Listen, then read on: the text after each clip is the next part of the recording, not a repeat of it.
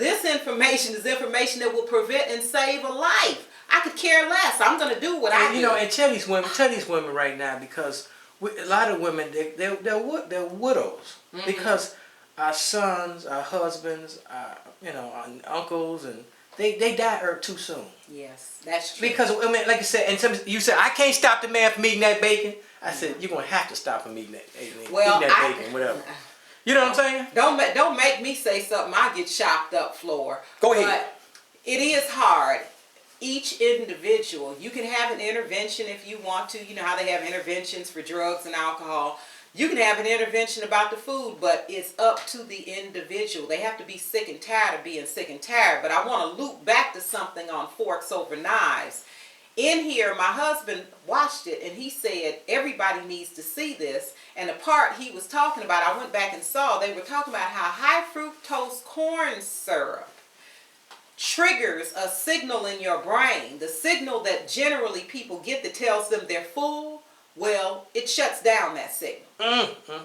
So that's one of the reasons. I'm not saying the only reason, but one of the reasons why a lot of people you see are obese and overweight, because things like high fructose corn syrup, by the time you find out about it, you've already eaten it for years. I know I had too, but look, when you go to the store, people should look at the labels and see how much corn syrup. Yes. And I was a cookie monster. Yes. And I only eat if I eat a cookie now, it can't have no corn syrup or no hydrogenated oil. Smart. But I'm saying still got the sugar, which is bad. But I'm saying I did not realize how much stuff got corn syrup in it. But here's why everybody needs to cleanse. We were talking about Luther Vandross. That's why I tell people, if you're a friend of mine, I will tell people, clean up your past. Because imagine two people sitting at the doctor. One person is overweight. Maybe they have to lose 30 pounds. The other person is skinny. Okay? But they both have diabetes. Now, the doctor will tell the one who's overweight, if you lose 20, 30 pounds, you don't have to take this medication, metformin. What do you tell the skinny person? Now, that's the problem that I have with our healthcare system in America. And I've only had, ironically, maybe 3 or 4 people in all the years that I've been seeing clients since the mid-90s.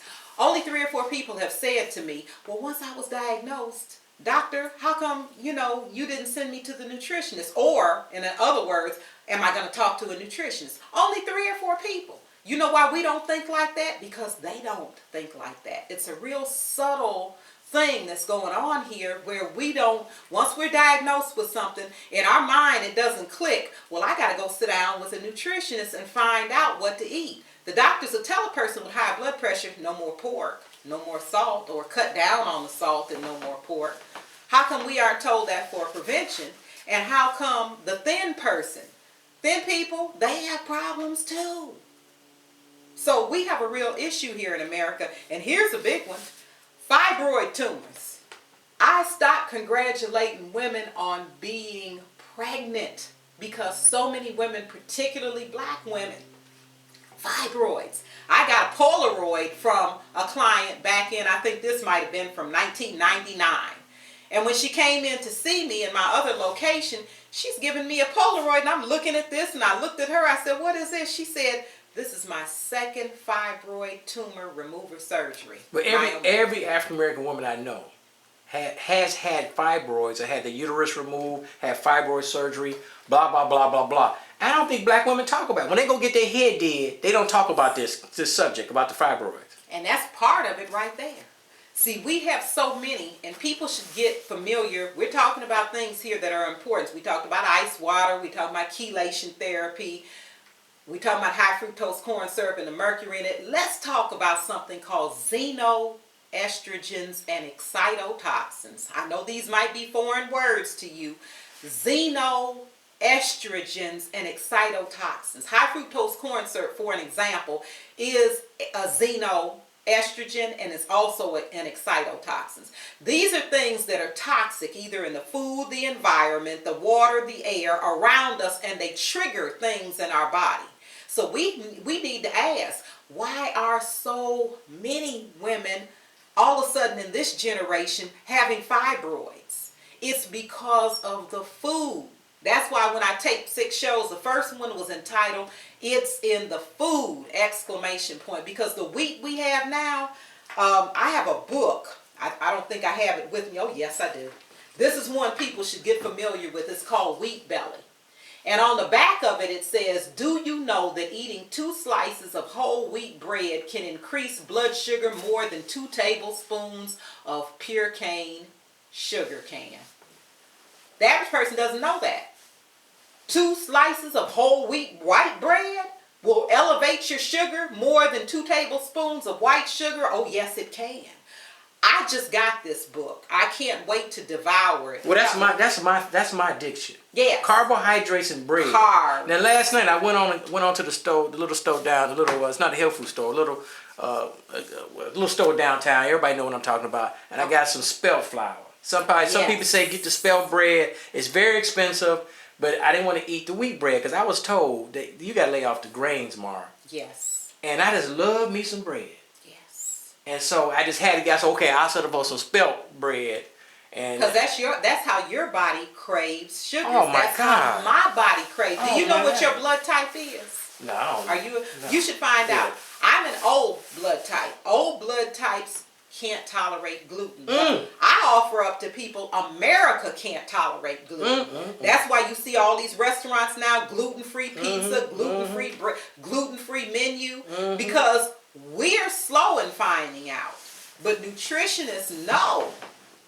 People like myself, we know that if you take, say for instance, a child with autism, someone with Parkinson's, someone with Alzheimer's, actually any of these disorders, quiet as it's kept, you name it, any of them, take them off of gluten and dairy and watch and see how much better they do and they thrive. It's because the meat and dairy we have today and the wheat we have today, it's not what our great-grandparents had. They had healthy wheat, healthy meat, healthy dairy. We don't have it today. What we have is making us sick and diseased. If you only knew. As a matter of fact, I have a show that comes on CAN TV. It comes on every Wednesday, channel 21 at 10 p.m. That's every Wednesday, channel 21 at 10 p.m. Please check it out because I'm going to do a show called Gluten Intolerance. It's going to shock you. You talk about shock and awe.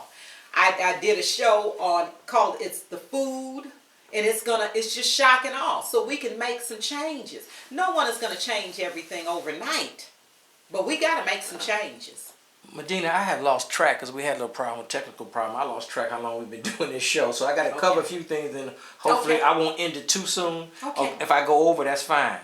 Let's go back to fibroids. We're going to go to lupus. Then we're going to go to a subject that's near and dear to my heart, which is low T and ED. Oh, let's talk about that. Because I ain't ashamed to tell you, I'm 50 years old and I ain't the man I used to be. Yes. Okay? When I see these young girls and them old ones, I can't do nothing for them. I would love to do something for them, but I can't do nothing for them. Okay. But the point is, and I say that to bring men in so they won't be so shy to talk about this subject. Okay. Fibroids. Okay. Can we get rid of fibroids? We can get rid of them, but it depends on how far they have gone. Because a lot of doctors tell women, they'll say, oh, you just got some small ones. Don't bother them and they won't bother you. In some cases, they're right. In some cases, they're wrong. Here's the thing. We don't know. If yours are going to progress really, really fast, and next thing you know, you got a rock-hard abdomen, and you're looking like you're 6-7 months pregnant. At that point in time, yes, we can shrink them, but probably not fast enough for you because by then it's putting pressure on your uterus, it's putting pressure on your spine, it's putting pressure on your you're in pain. But it could take a year, 2 years to get rid of fibroids, right? It could, yes. And also, I know I've just heard recently that there are women who are postmenopausal, and menopause, and they still have fibroids. Yes. Now, I thought that once you pass menopause, you don't get fibroids no more. That's what they tell them, and I tell you, I love you. You're the Johnny Carson of interviewers.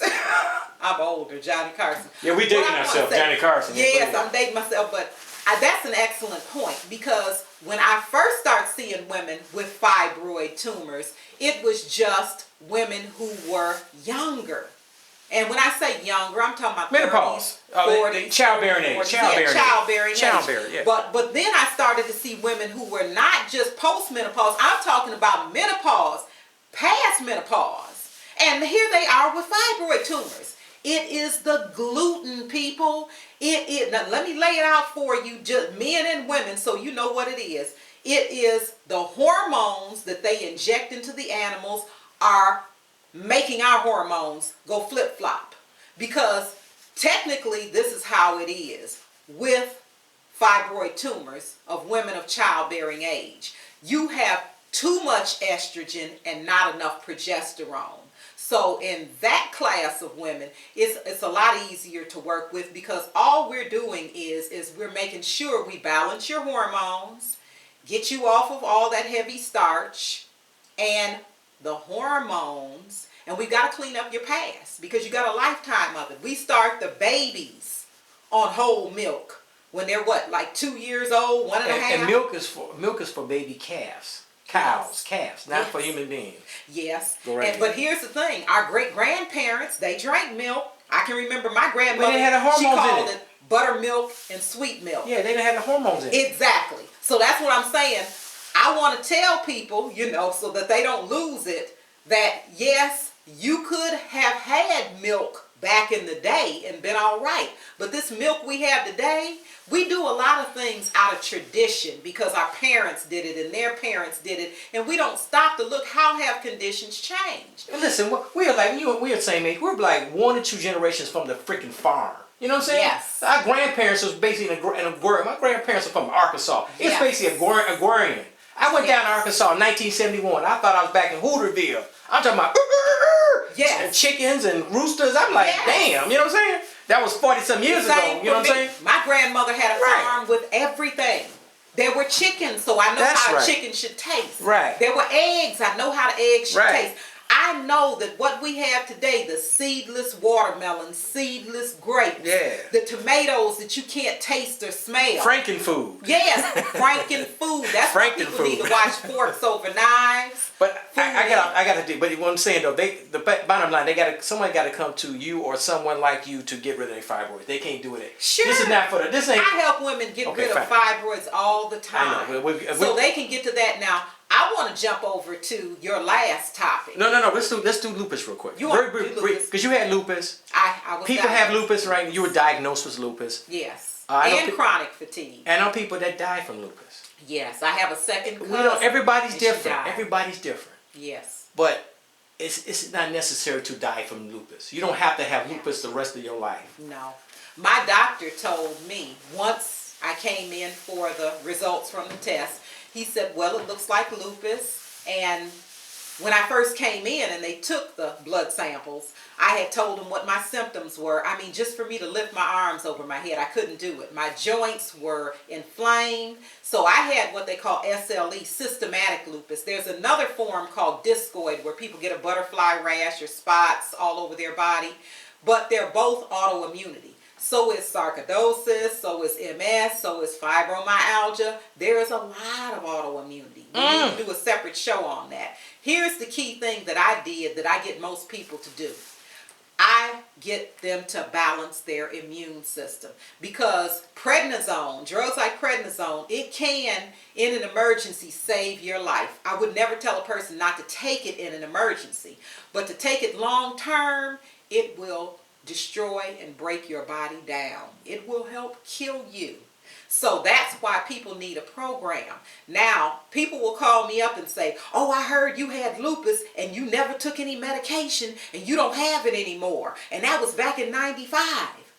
My niece is in Mississippi. What should she take? And I tell people our mindset is so medicine-minded that that's the first question that people walk into a health food store and say, I got lupus. What should I take? Like they're going to reach behind the counter and get one bottle that's marked lupus and say, here, take that. That's not how health works. I give everybody an article called Autoimmune Disorders so they can know, number one, what is autoimmunity?